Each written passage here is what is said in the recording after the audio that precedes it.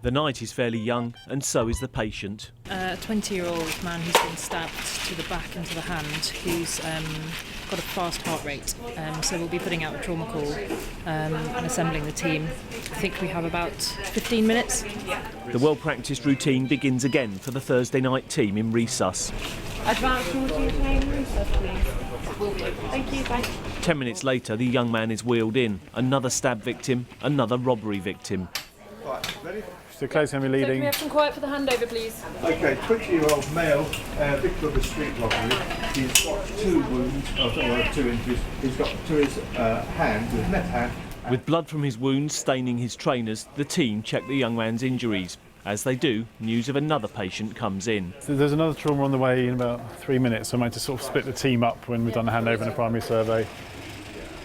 This man's been hit by a car. He was unconscious for a while and has lost feeling in his left leg. Since we've had him, he said he's been GCS 15 and alert. The ambulance crew hand over and he's transferred from their trolley to a hospital bed. These are serious but not exceptional cases. The same could be said of the next patient. Whit's Cross A&E Reg just phoned me, and they've got a young man who's been brought in there, I think by his friends, who's been shot in the left flank. So he's in the wrong hospital really, because he needs to be in a major trauma centre with that injury.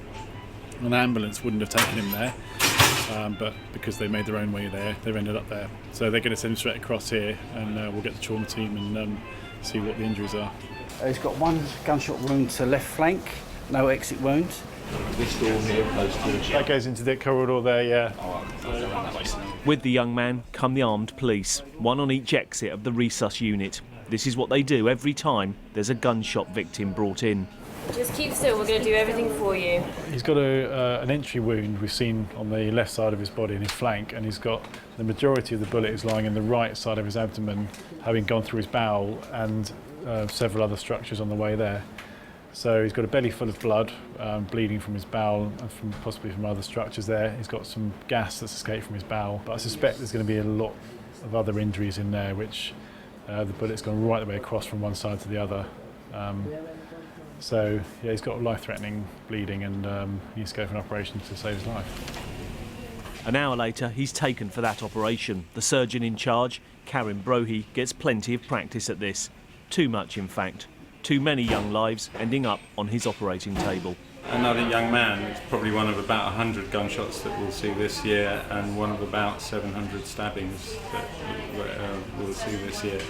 And violence is on the increase, and we're bearing the brunt of it. Bullets bounce all over the place. They don't go in straight lines. And to be honest, we'll be inside his abdomen in the next few minutes, and we'll be able to see everything that's gone on. The young man will recover, certainly physically at least. His care now in the hands of people outside the operating theatre.